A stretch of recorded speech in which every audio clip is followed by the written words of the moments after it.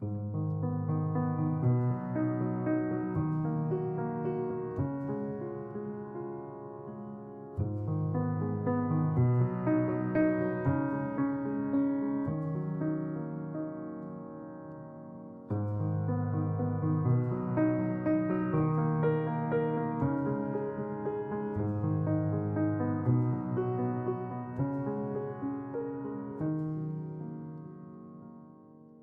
first years of the Roaring '20s represent the high water mark in professional motorcycle racing.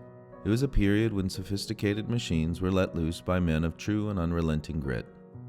In the previous decade, motorcycle racing had exploded in American culture, and the sights, sounds, and smells of a thrilling new spectacle captivated the country.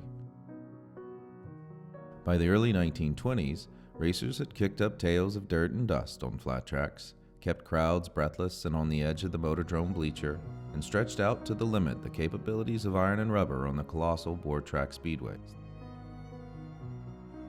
Still, as the 1930s approached, the sport as well as the industry was in significant decline, and the high tide of the golden age of motorcycle racing began receding. The first 2 decades of the sport had been a sensation. But as its popularity waned, a small and dedicated group of competitors continued duking it out in front of a spellbound crowd.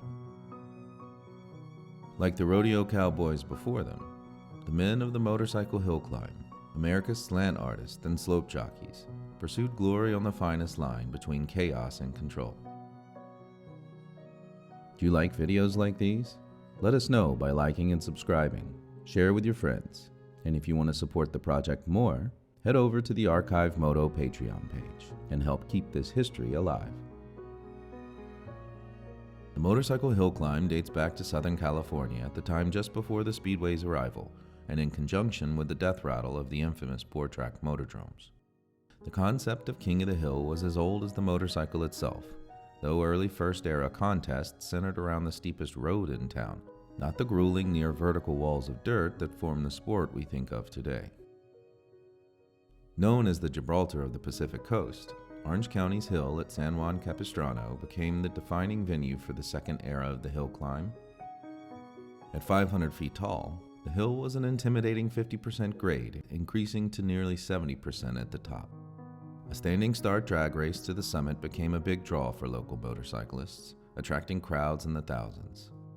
Most riders never reached the top, and for the first few years, victory was measured in the distance covered rather than the fastest time. Riders and motorcycles alike would inevitably flip and tumble down the slope like toys, making the scene as visceral and perilous as the famed motordrome matches, though significantly less deadly. Following a hiatus during World War I, the hill climb's popularity exploded, attracting young professionals like Floyd Clymer and old guard icons like Baldwin Jones. Across the country, new events were organized, and racers like San Francisco's legendary Dudley Perkins delighted crowds of over 30,000 as he shot up the motorcycle hill in Capistrano. Still, the hill climbs were mainly filled with privateers, dealers, and enthusiasts in those formative years, while the Class A racers wrung out the last drops of big money on the speedways. The result was a variety of shade tree inventors modifying their machines to better combat the rigors of the vertical ascent. Motorcycles were stripped down, frames elongated, gearing radically changed, and engines tuned. Rear tires began featuring tractor paddles and chains for better traction. As high-strung and specialized as any board track racer, hill climbing machines became an iconic breed all their own. With the rapid decline of Class A racing, the factories began to focus on the grand ascent as well, each producing brooding and raw hill climb machines of their own. Indian and Excelsior already had skin in the game in the mid-1920s with their 45 cubic inch platforms and specialized hill climb bikes. Excelsior had all but abandoned racing following the death of its star Bob Perry in 1920.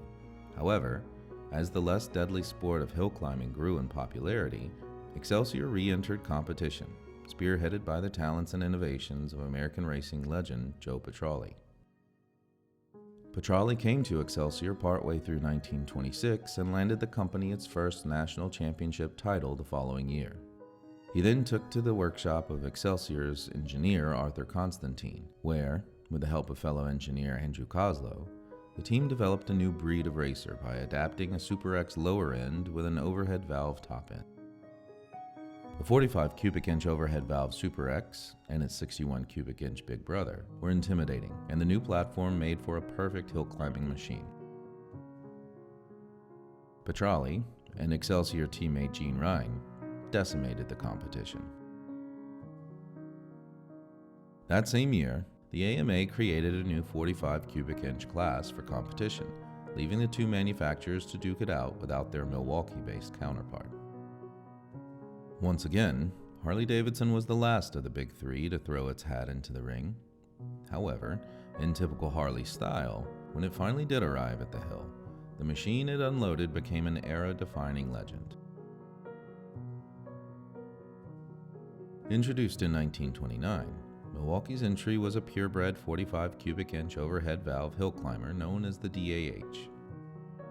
With its distorted proportions, quadruple exhaust ports, recirculating oil system, and later duplex frame, the DAH debuted many technologies that wouldn't be found in production motorcycles for nearly a decade.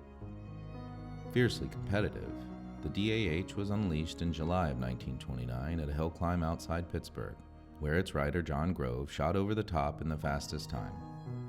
Still, Joe Petrali was the man to beat, with 31 consecutive hill climbing wins in 1929 and a national championship to boot. Excelsior's reign came to an end when the company abruptly shut down production in 1931, and Smokin' Joe Petrali soon found himself on board the mighty DAH as the new poster child for Harley-Davidson.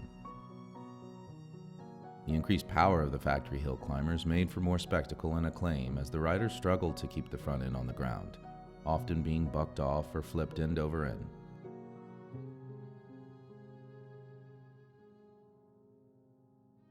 The brooding hill climb machines themselves, which look like mutants next to their stock counterparts, replaced the once mighty Class A board-track motorcycles from the early 1920s, raising the stakes even more with alcohol-burning engines.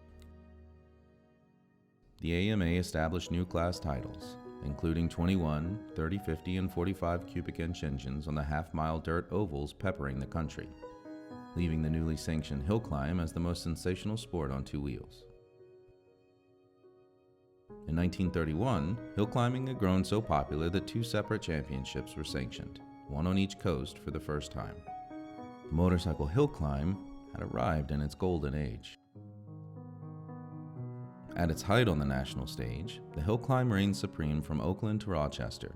Its champions were national stars with film footage of races playing on newsreels across the country.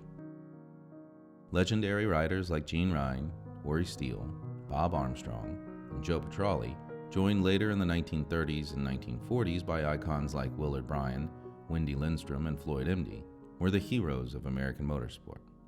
Developments in the mid-1930s sparked a cultural shift in racing, evolving from a national sport for professionals to a more regionally focused, everyman's competition with the rise of AMA Class C.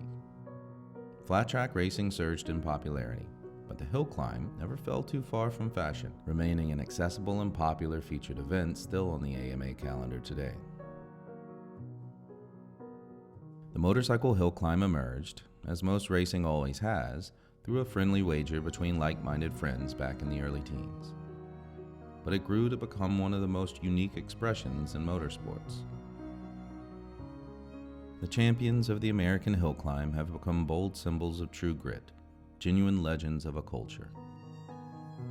And the brutal machines that they tamed as they leapt over the summit remain among the rarest iron icons ever built.